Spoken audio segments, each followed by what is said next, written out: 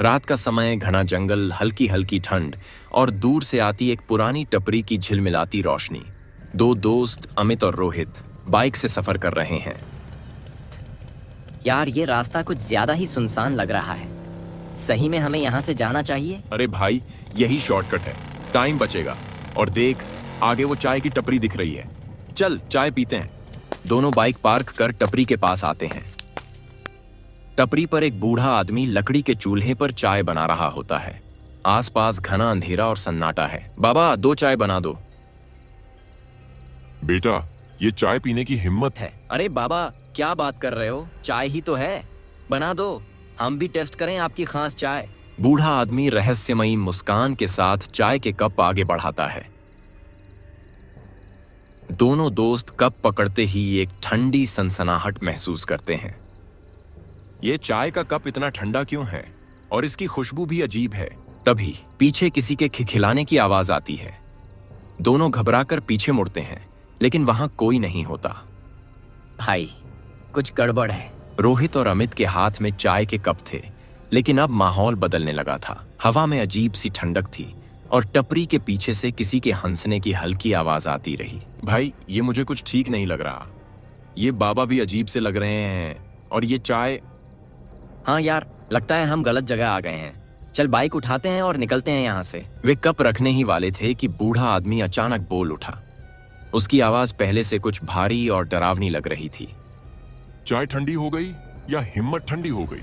अमित और रोहित ने घबराकर उसकी तरफ देखा। बूढ़े की आंखें अजीब सी चमकने लगी थीं। चारों तरफ की रोशनी धीरे धीरे मंद पड़ने लगी। पीछे खड़ी उनकी बाइक धुंध में गायब हो गई थी। ये क्या हो रहा है? जो एक बार यहाँ आता है वो वापस नहीं जा पाता। तुम्हें किसने कहा था इस टपरी पर रुकने के लिए? तभी अचानक हवा में एक तेज झोंका आया और टपरी की लालटेन बुझ गई। चारों ओर अंधेरा छा गया। दूर से फिर वही हंसने की आवाज आई, लेकिन इस बार साफ सुनाई दे रहा था। वो हंसी किसी और की थी, न कि बूढ़े आदमी की।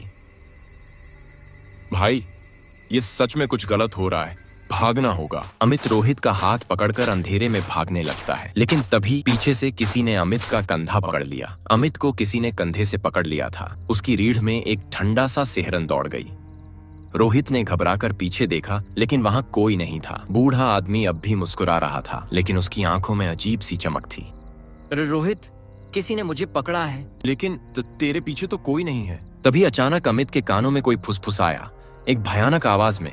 रुको मत, लेकिन यहाँ से भाग भी नहीं सकते। अमित के रोंगटे खड़े हो गए। उसने जोर से रोहित का हाथ पकड़ा और उसे खींचते हुए भागने लगा। दोनों अंधेरे में दौड़ते रहे, लेकिन टपरी से दूर जाने के बजाय वे फिर उसी जगह आ खड़े हुए जहां बूढ़ा आदमी खड़ा था। कहाँ जाओगे बेटा? यहाँ से कोई नहीं जा सकता। भाई, ये जगह शापित है। हम फंस गए हैं। नहीं, हमें हार नहीं माननी। कोई न कोई रास्ता जरूर होगा। तभी दूर से मंदिर की घंटियों की आवाज आई, और उसी पल बूढ़े आदमी के चेहरे पर बेचैनी छा गई।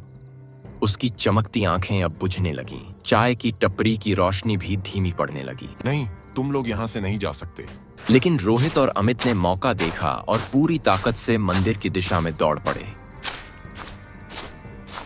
रोहित और अमित मंदिर की घंटियों की दिशा में भाग रहे थे। चारों ओर घना कोहरा छा गया था, लेकिन वे बिना रुके दौड़ते रहे। उनके पीछे से बूढ़े आदमी की भयानक हंसी और फुसफुसाहटें आ रही थीं। भाई, बस थोड़ी और दूर वो मंदिर दिख रहा है। अचानक अमित का पैर किसी चीज से उलझ गया और वह जमीन पर गिर पड़ा।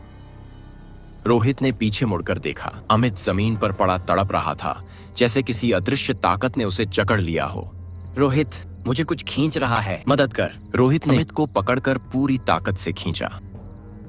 कुछ सेकंड की जद्दोजहद के बाद वह उसे छुड़ाने में कामयाब रहा, लेकिन अमित का चेहरा सफेद पड़ गया था। उसके हाथों पर काले निशान थे, जैसे किसी ने नाखूनों से नोच दिया हो। आखिरकार वे मंदिर के गेट तक पहुंच गए। जैसे ही उन्होंने गेट पार किया, एक तेज झटका महसूस हुआ। उन्होंने डर से कांपते हुए सारी बात बताई।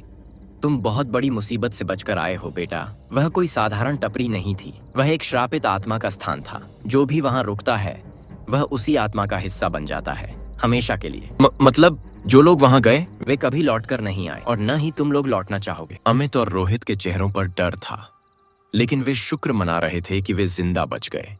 उन्होंने मंदिर में भगवान की मूर्ति के सामने हाथ जोड़े और कसम खाई कि वे अब कभी ऐसी गलती नहीं करेंगे। अंत में वे मंदिर से बाहर निकले, लेकिन जैसे ही उन्होंने अपनी बाइक स्टार्ट की, हवा में फिर वही खिखिलाने की हल्की आवाज आई। उन्होंने एक दूसरे की ओर देखा और बिना कुछ कहे पूरी रफ्तार से वहां से निकल गए।